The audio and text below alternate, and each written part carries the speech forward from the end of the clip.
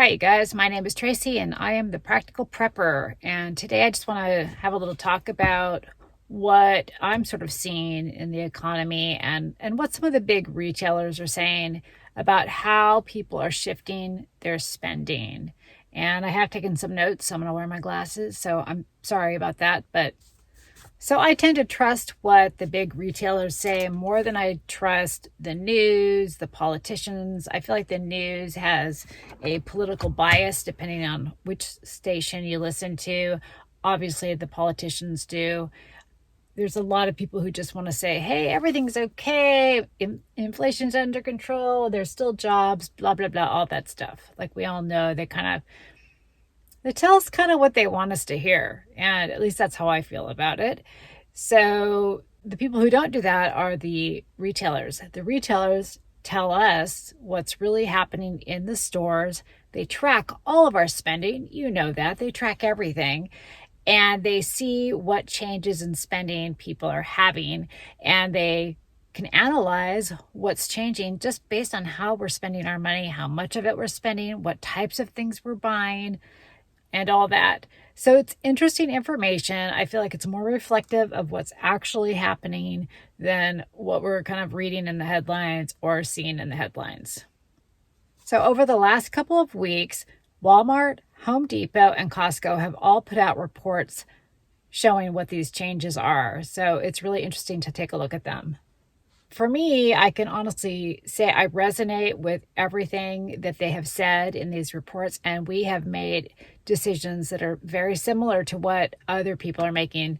Now, when you do your own changes in spending, you don't really think, oh, are other people doing this too? But this sort of confirms it. Like a lot of changes are happening.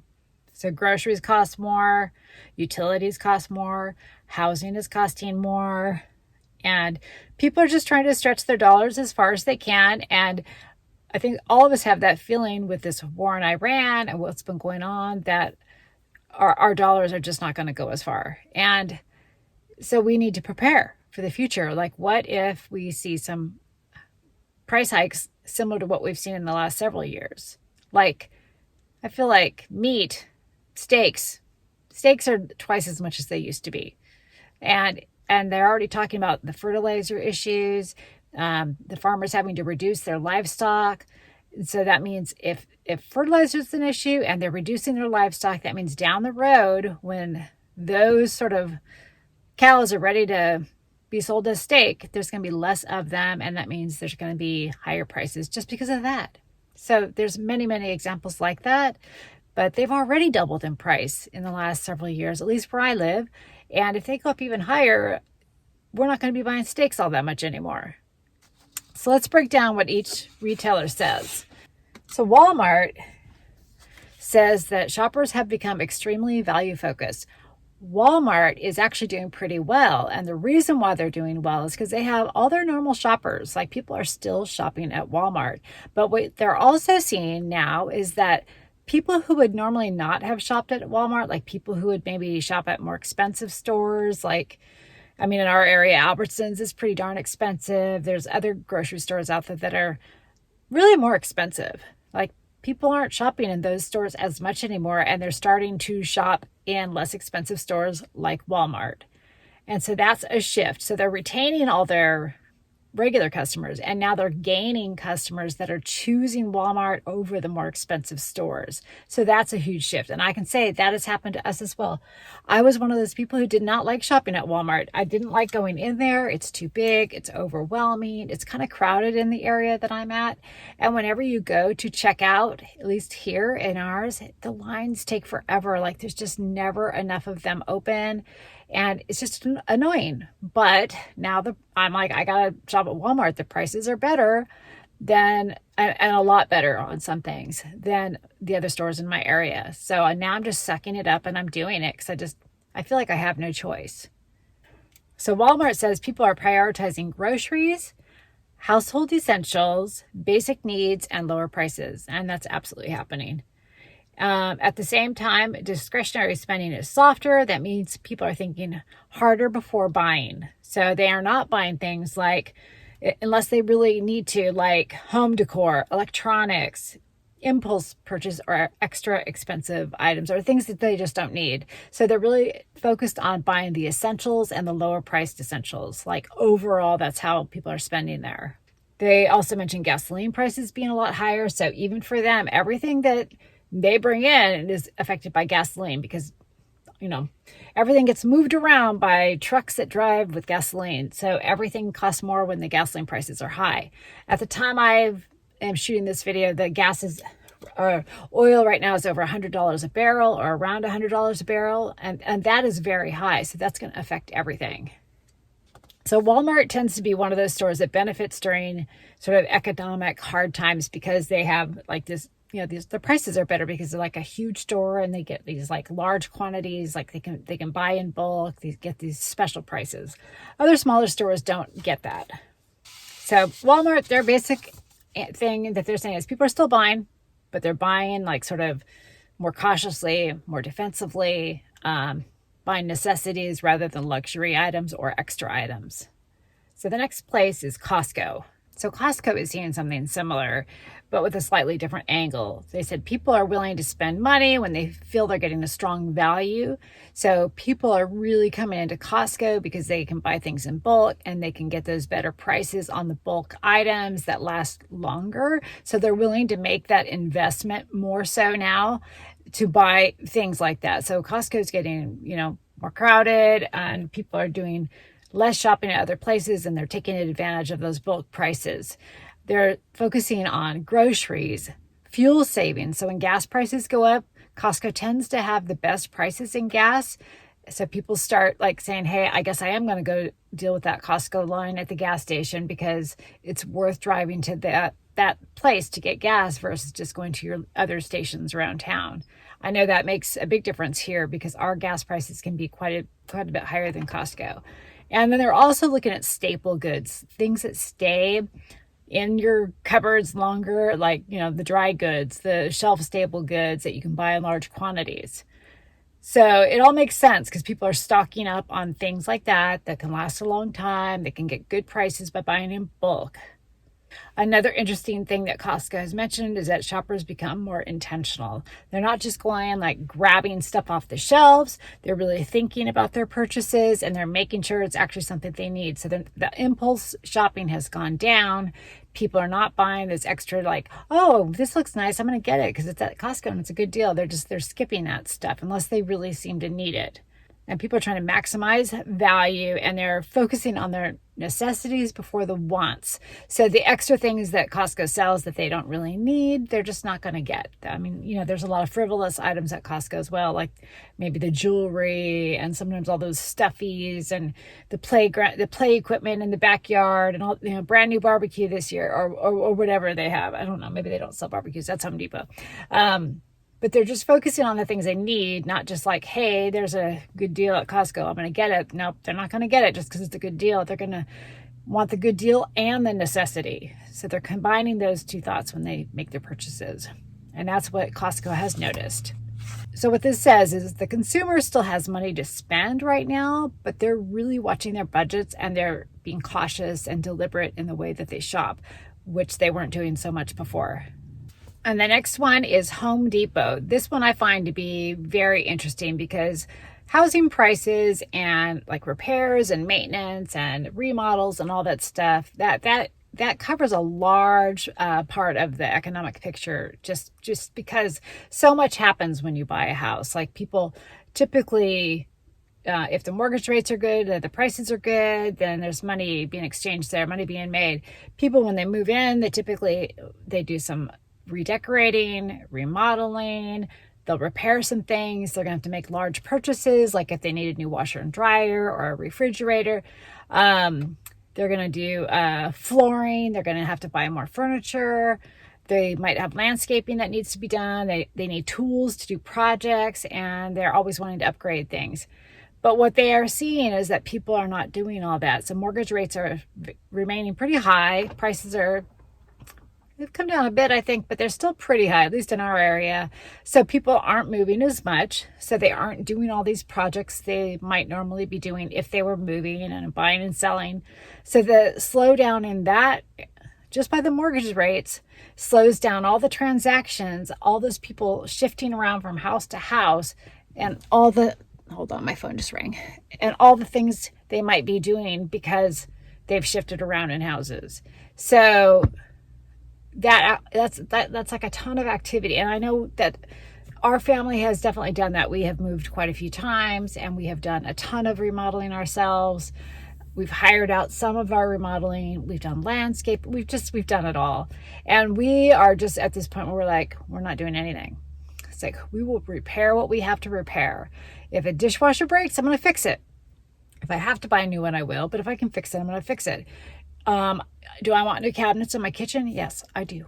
I want a whole new kitchen, but am I going to get it right now? No, we're not spending money on that kind of stuff right now. Do I want new flooring? Yes, I do. But no, we're not going to get any of that right now. Do I need new carpet in my bedroom? Yes, I do, but we're not doing it right now. In the past, we probably would have done it. But right now, we are being conservative in our spending. And apparently, so are a lot of other people. Like Home Depot's reporting on this. Like, people are just not doing things. They're just maintaining what they have. They're willing to spend the money to fix things, but they're not building as much or remodeling as much or doing those things as much. They're just, everybody wants to take care of what they have right now and maybe save that money for a rainy day, which makes sense if you expect in the future things aren't going to be going as well.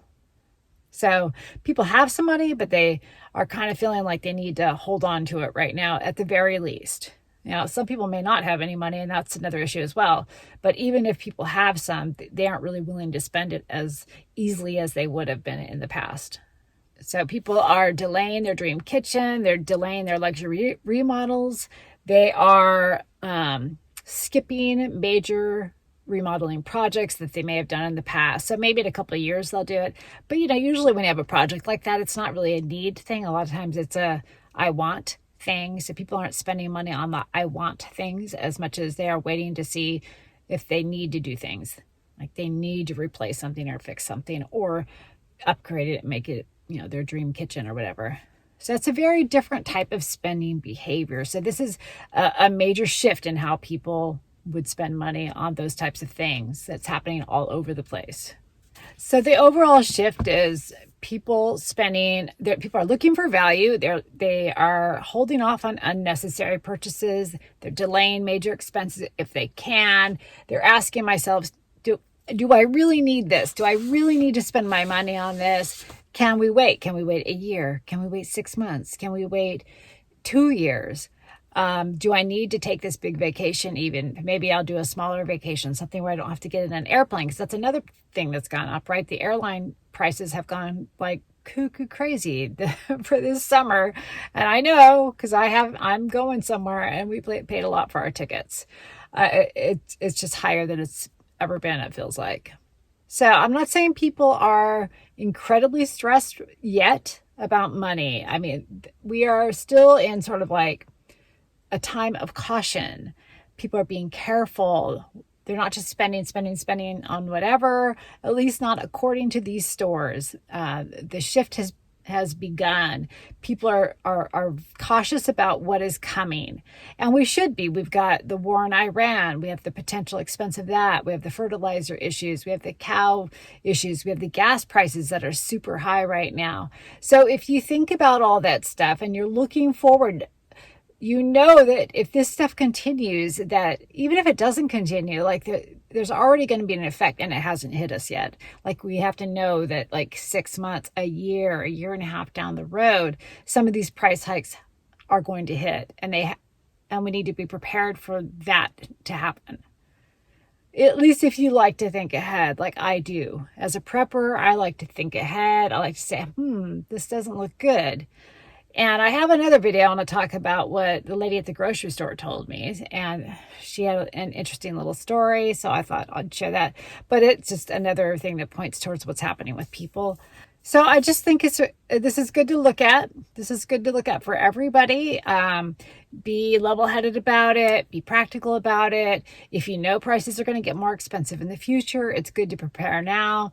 But maybe not putting yourself into an extended financial position. Don't charge 20 grand on your credit card for something you don't need, like a big vacation. Maybe wait and see what really does happen, because you may want to use any extra money that you have. You may need it. So it's good to like hold off, just be a little cautious, and look forward to what may happen, and be a little bit better prepared by not wasting money on other things right now.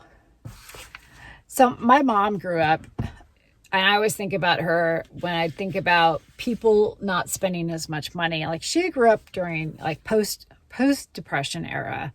So even after the Great Depression was sort of over, it took many, many, many, many, many years for people to financially recover from that. And my mom's family and my dad's family, they were people that were growing up during those times. And she just said, nobody had money. Nobody spent money on anything. Whatever they did, they would have to do things that were free. If they had something that needed to be repaired, they had to learn how to repair it themselves, like cars, washing machine, whatever. They would either fix it themselves or it would just not be fixed. And a lot of times she said they just had to do without. They had to learn to do without. And that is a different mindset. Like, most people nowadays are not, they're not doing without. They don't really know how to live without, do without. We've gotten very comfortable with having all the things that we have.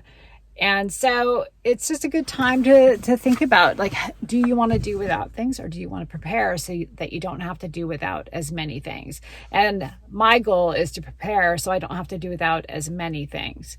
So my family's not hit as hard during those times. So I hope that you're kind of in that position as well, or you're in agreement with that and you don't want to do without either. So you're preparing and you're being conservative in your spending. So people adapt, they learn how to adapt. And I think that's one of the most important things to remember, is that people are resilient. Families can do lots of things. You can start cooking at home. You start finding free ways to entertain yourselves. You repair things instead of just replacing them. You buy used items. You sell things that you don't need. It's so much easier to do that now with the internet than it used to be. You reduce waste. You try to hold on to whatever you can. You can barter with lots of different things. You can actually see people doing more and more of these things online. It's talked about a lot more, and it's just showing that people's psychology around economics is changing in real time, and you can actually see it. Like, you can see people changing their behaviors, and obviously the retailers can see it. So it's just interesting, and I hope we all kind of learn from this so that we're better prepared if things do get more difficult than they already are. And during times like these, I really think it's a time to remain practical, or get more practical if you're not practical. Don't be fearful. Don't get panicked. Just be very practical. And it's just a time to reduce unnecessary debt. You can build your emergency supplies slowly. That's always great for a prepper, just to do it slowly over time. Don't stress about it. Don't try to do it all at once. Just consistently build your preps little by little. Learn skills, learn how to repair things, learn how to use tools, learn how to have skills that people might want if the economy's not doing so well, like sewing, canning, auto repair, any kind of repair, really. Just skills like gardening is a great skill to learn. Avoid overspending. Become more financially resilient. Get women, spend less money on like fingernails and so many clothes. I mean, there's things we obviously spend money on that we have to kind of control. And guys, you too. Like, I don't know, maybe don't buy as many, guitars or motorcycles or whatever you like to buy, Borrow things from friends, loan things to friends, like tools and things like that. You don't need a ladder necessarily if you just have one thing, right, that you're going to do with the ladder. Like borrow these things from friends if they have it. It's like, it's a way to build community, actually, like that we actually kind of help each other out, right? So honestly, a lot of the habits that help during economic uncertain times are just healthier long-term habits anyway, like buying intentionally, avoiding waste, being prepared, living below your means, learning how to make things last, and attaining, learning new skills. I mean, this is just a great stuff to do anyway. So anyway, guys, those are signals from Walmart, Costco, and Home Depot. This is what the reports are saying, the consumer reports. So you can go look them up yourself. Don't believe me, go check them out. Tell me what you've heard that I missed. But I think a lot of families are already feeling the shift happening. I know we have for a while. Like, we barely eat out anymore. We don't waste money. I mean, it's just like we've changed our habits, and I think a lot of other people have too. So let me know your thoughts. Have you changed how you shop? Are you spending your money differently than you did a couple of years ago? I would love to hear about it. What changes have you noticed in your area? Leave your thoughts in the comments. Let us know what's going on with you that you feel like has really changed in the last couple of years or even the last couple months. And if you enjoy content like this, please like, subscribe, and share. It really helps my channel to grow. And I'll see you guys in the next video. All right, bye-bye. Hey, if you enjoyed that video, I thought you might like to check out this video next. Thanks for watching, you guys, and I'll see you next time.